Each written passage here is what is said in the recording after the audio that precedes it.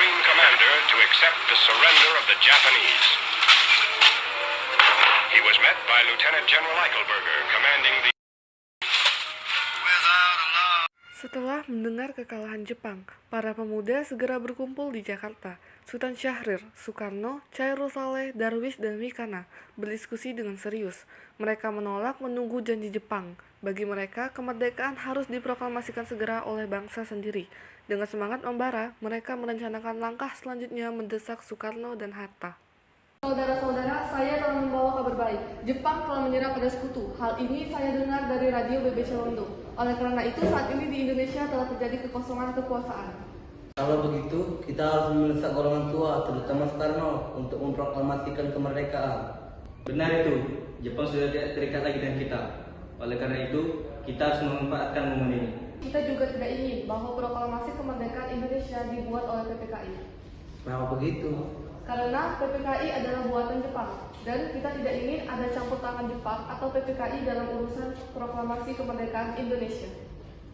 Maka dari itu kita sepakat harus menolak berbagai hadiah kemerdekaan dari Jepang, dan kita harus memproklamasikan kemerdekaan itu sendiri. Kemerdekaan adalah hak dan persoalan yang harus segera kita proklamasikan. Maka dari itu kita meminta Bung Hatta dan Bung Karno untuk segera mungkin memutuskan berkaitan dengan Jepang. Kalau begitu, kalian harus pergi ke rumah Bung Karno untuk menyampaikan berita ini. Saya dan golongan muda lainnya untuk merebut kekuasaan dari Jepang. Keesokan harinya, pada tanggal 15 Agustus 1945, Cairo Saleh, Sultan Syahrir, Wikana, dan Darwis tiba di kediaman Soekarno di Jalan Pengersaan Timur nomor 56 Jakarta dengan maksud menyampaikan hasil-hasil keputusan rapat. Baiklah, ada maksud apa kalian datang kemari? Maaf mengganggu waktu Anda. Kami datang bawa berita yang amat sangat penting. Berita penting apa itu? Begini Bu, kami mendengar bahwa Jepang telah menyerahkan dirinya kepada sekutu dari radio BBC London. Maka dari itu kami golongan muda mengadakan pengamatan dan hasilnya semua setuju agar Bung Karno dan Bung Hatta segera memproklamasikan kemerdekaan Indonesia. Kita tidak bisa memproklamasikan kemerdekaan itu begitu saja. Kita harus membicarakan ini dalam rapat PPKI. Kita tidak bisa membicarakan persoalan kemerdekaan kepada PPKI, karena PPKI adalah buatan Jepang, sedangkan kemerdekaan harus diusahakan dari rakyatnya sendiri. Apa kita harus menunggu Jepang dalam memerdekakan bangsa ini? Kita bisa, kita pasti bisa. Kita harus memproklamasikan bangsa ini. Kekuatan kita yang sangat kecil ini, bagaimana bisa melawan armada Jepang yang sangat besar itu? Bagaimana jika ada pertumpahan darah pada kaum wanita dan anak-anak? Bagaimana tanggapan kalian? Kita tidak bisa berdiri sendiri. Tapi Bung, semakin cepat kita memproklamasikan kemerdekaan ini, semakin cepat juga kita mengakhiri penderitaan rakyat. Inilah yang tunggu-tunggu oleh bangsa kita, Bung. Baiklah, tetapi beri kami waktu sebentar untuk berunding. Baiklah, itu saja yang ingin kami sampaikan. Kalau begitu kami mau pamit. Karena masing-masing bersikeras pada pendapatnya, keempat pemuda itu akhirnya berpamitan pada Bung Karno. Mereka meninggalkan kediaman Soekarno dengan wajah kesal dan kecewa. Melihat situasi yang semakin memanas, Insinyur Soekarno kemudian memanggil golongan tua ke rumahnya untuk membicarakan jalan keluar dari kebuntuan ini. Bagaimana Bu, golongan muda menuntut kita untuk segera memproklamasikan kemerdekaan? Kita tidak bisa gegabah, Bung. Kita harus memikirkan ini secara matang, supaya tidak terjadi hal yang tidak kita inginkan. Saya setuju. Menurut saya yang terpenting saat ini adalah menghadapi penjajah yang ingin berkuasa di negeri kita. Soal kemerdekaan bisa kita rapatkan pada 18 Agustus mendatang. Lalu, bagaimana pendapat golongan muda? Apa kita abaikan saja? Lagi pula mereka masih muda, pikirannya masih pendek. Kita harus melihat ke depan untuk mempersiapkannya dengan matang. Kalau tidak terjadi apa-apa. Baiklah kalau begitu, kami semua sudah setuju. Setuju. Meski berat hati dengan keputusan Soekarno, para pemuda yang telah meninggalkan kediaman Soekarno tetap tidak putus asa.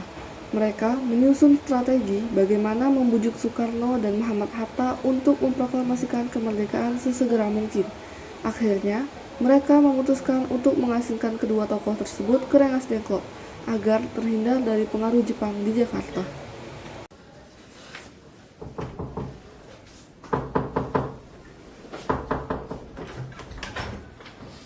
Ada maksud apa kalian datang sini pagi-pagi? Anda harus ikut kami ke Rengas Dengklok. Mengapa saya harus ikut kalian ke Rengas Dengklok? Ini sudah menjadi keputusan para pemuda, Bung. Anda dan Bung Hatta harus kami bawa ke Rengas Dengklok. Oke, baiklah. Bung Hatta. Kenapa? Ikut kami ke tempat rahasia. Rahasia apa? Tenang, Bung Karno tidak ada di situ.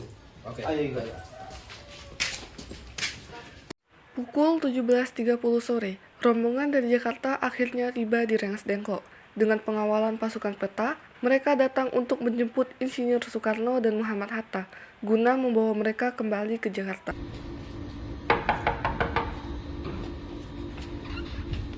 Apakah kamu tahu keberadaan Bung Karno dan Bung Hatta?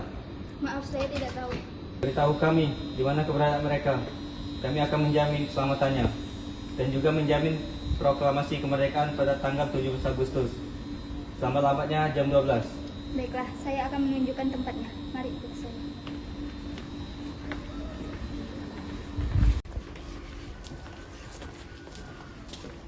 Iya. Syukurlah kalian baik-baik saja. Lalu bagaimana keputusannya? Ya, kami setuju bahwa proklamasi kemerdekaan tanpa campur tangan Jepang. Lalu kapan akan melaksanakannya? Kita akan melaksanakannya besok pagi. Bagaimana kita membicarakan tentang proklamasi? Jepang tidak akan mengizinkan kita, apalagi jika mereka tahu kalau kita memproklamasikan kemerdekaan ini.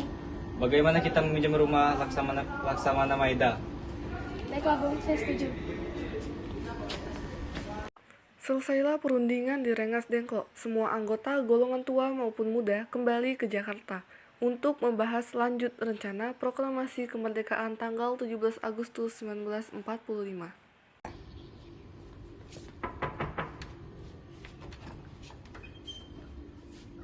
Maaf mengganggu waktu Anda malam-malam begini. Kami perlu tempat untuk membicarakan kemerdekaan besok. Tunggu dulu, bagaimana kita merumuskan proklamasi kemerdekaan di rumah Laksmana Jepang? Tenang saja, saya akan menjamin keselamatan Anda saat Anda berada di rumah saya. Silakan masuk. Baiklah, terima kasih. Sebenarnya saya turut gembira dengan kabar itu. Silakan gunakan ruangan. Silakan duduk. Baik, terima kasih, Bu.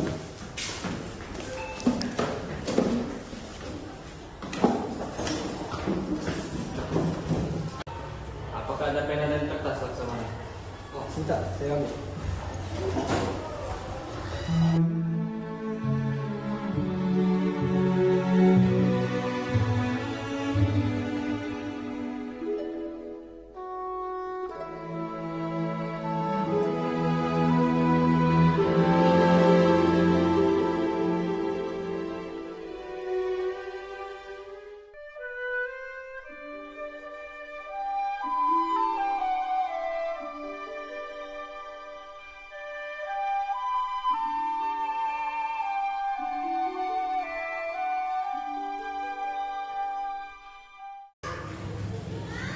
Ibu, bagaimana tahap penandatanganan naskah ini?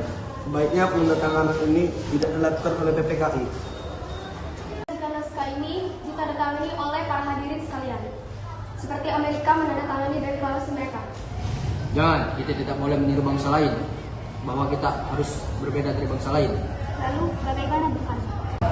Karena ini berkat jasa Indonesia, berarti ini harus atas nama jasa Indonesia. Baik. Ya, saya setuju. Bagaimana jika naskah ini ditandatangani oleh kamu saja, Bu? Ya, saya setuju.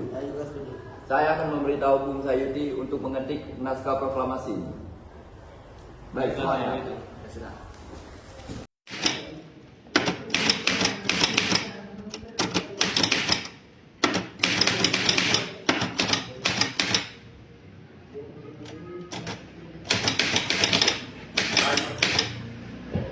Setelah usai perundingan di rumah Laksamana Maeda, Soekarno pun pulang dan disambut oleh istri tercinta. Alhamdulillah semua berjalan dengan lancar, Bu. Terima kasih pada Gusti Allah yang telah memberikan jalan untuk proklamasi besok. Oh iya, apakah kalian sudah merencanakan bagaimana proklamasi besok? Sudah, kami akan upacara bendera besok diiringi dengan lagu Indonesia Raya ciptaan W.R. Supratman. Tapi kita tidak punya bendera, lantas bagaimana? Bagaimana jika kamu saja yang menjahitnya? Tapi kita hanya punya kain merah dan putih. Jahitlah dengan sesederhana pun. Baiklah.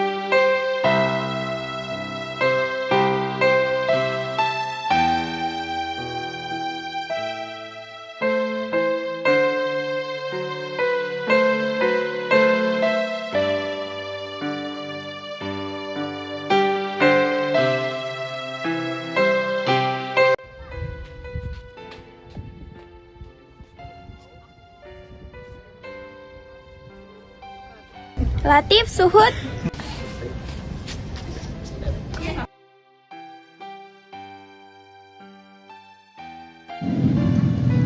Proklamasi. Kami, bangsa Indonesia, dengan ini menyatakan kemerdekaan Indonesia. Hal-hal yang mengenai pemindahan kekuasaan dan lain-lain diselenggarakan dengan cara seksama dan dalam tempo yang sesingkat-singkatnya. Jakarta, 17 Agustus 1945. Atas nama bangsa Indonesia, Soekarno, Hatta.